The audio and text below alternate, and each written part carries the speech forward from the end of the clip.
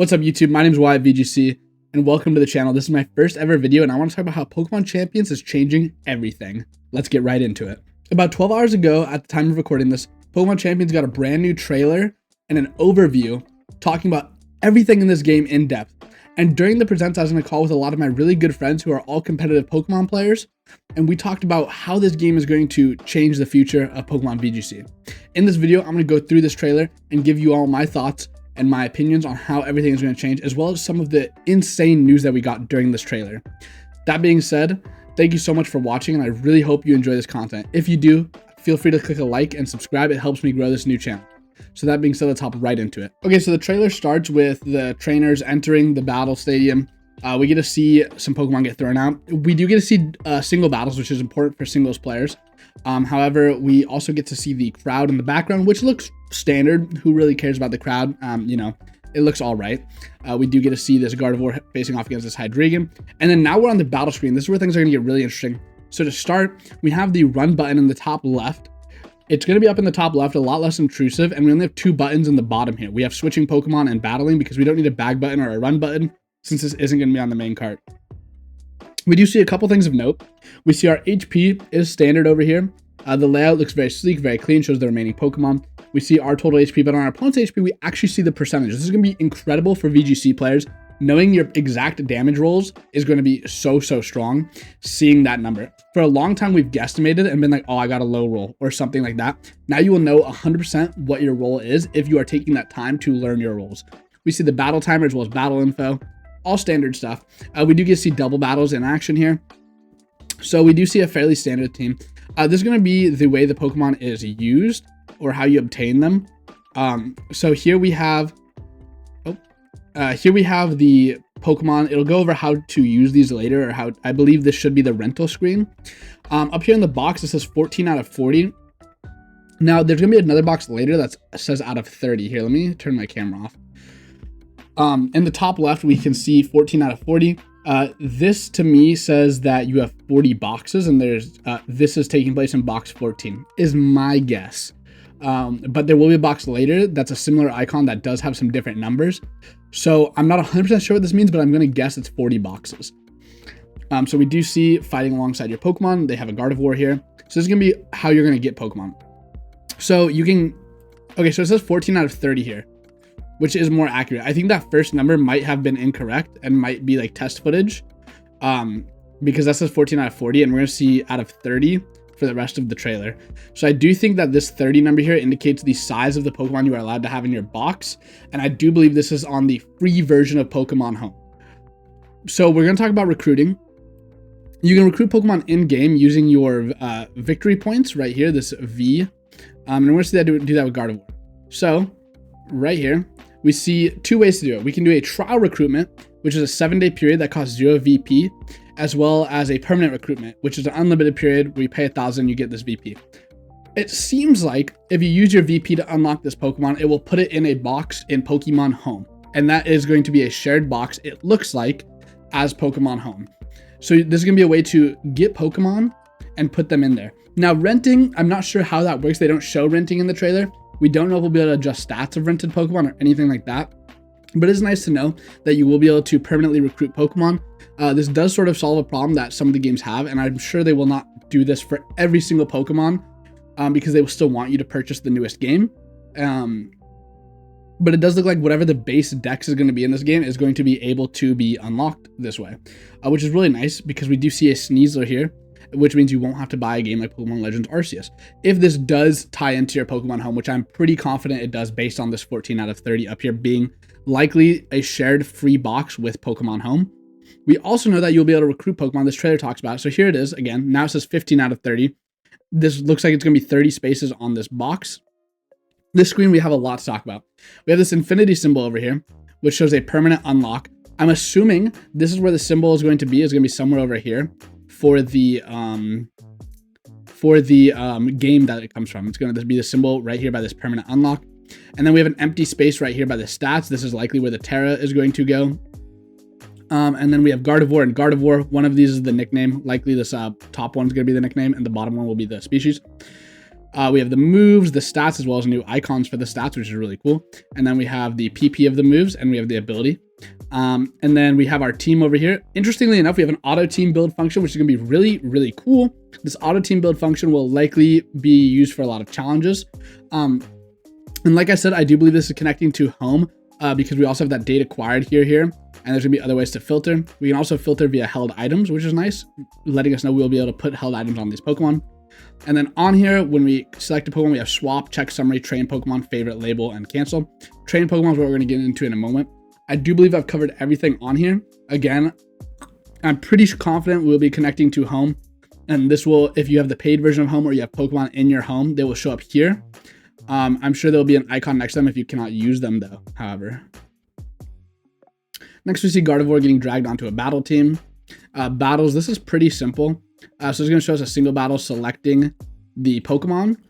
It says private single battle. And then on the side here, we have the gender as well as the typing of that Pokemon. So in Team Preview, you can now see the typing. So no longer is Urshifu, Single Strike, and Rapid Strike going to be a nightmare in Team Preview. We also have a space above by the gender here that looks perfect for an additional typing. This is likely where Terra will go. I think we are going to get Terra typing on the open team sheet for Team Preview in this game. What this does is it keeps some of the aspects of, it keeps the best aspect of open team sheet from major tournaments, which is that Terra type, which is going to be the #1 thing that is going to help accessibility, because switching types is going to be a nightmare without knowing it. We all have played in the global and grand challenges, and we know how stressful that is when they have a freaky Terra type on their Pokemon.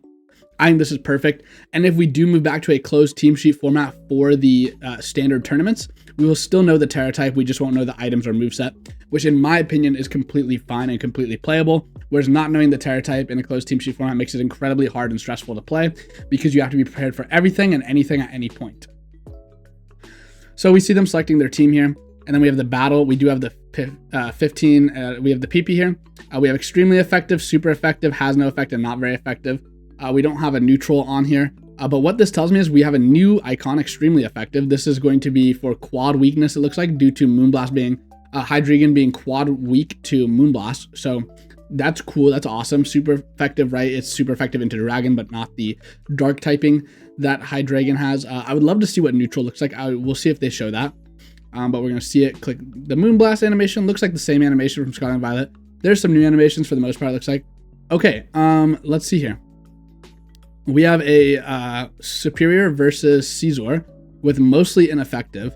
That's interesting. There's another more in-depth way to look at it, right? Because this is not very effective, but worse because both Steel and Bug do resist Grass, which is really cool. Okay, so yeah, for neutral, it's just going to stay effective, which makes sense. And for double battles, again, we see that select screen. We see the Shadow Ball going into Sylveon. And then the percentage drop is just beautiful.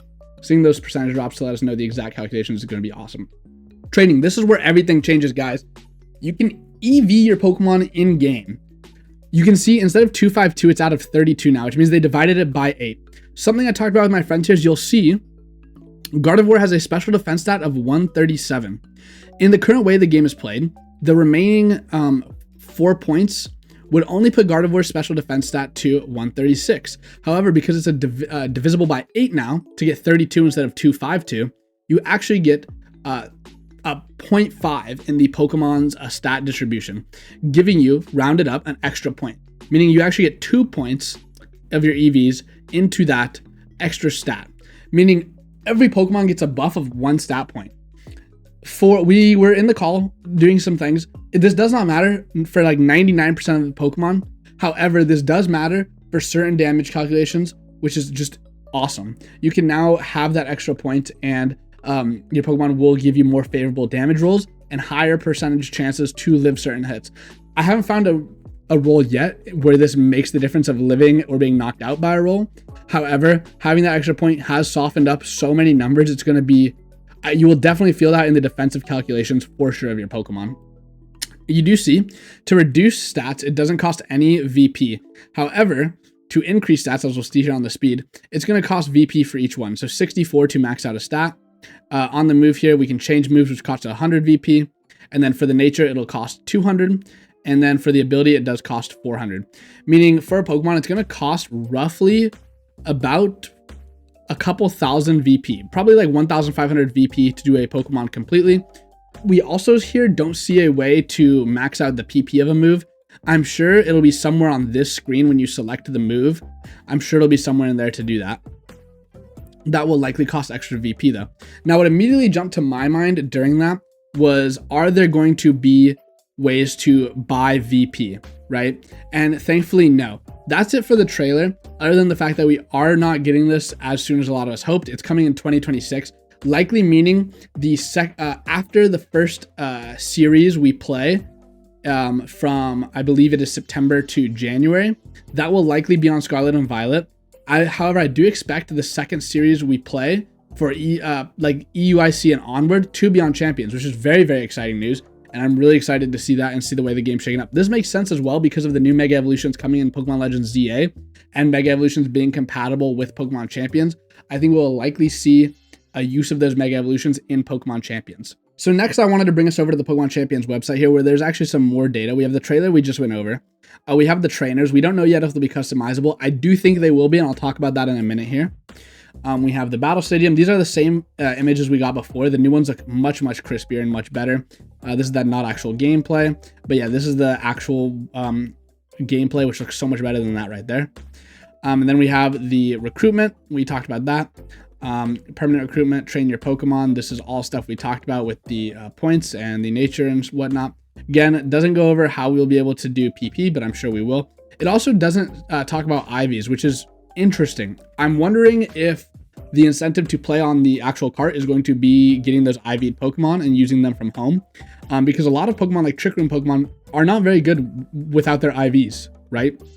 And a Pokemon like Calyx Shadow, which really wants a 0 attack IVs for that Sucker Punch, or Foul Play, is really going to be punished by not having IVs. So I do think it'll be IVs. However, I would not be surprised if IVs are not something you can adjust in Pokemon Champions. If you can, that's going to be a benefit. However, I definitely think they're going to want you to still play the mainline games, and in that you will breed in the mainline games, put your Pokemon into home, and then from there get your IVs.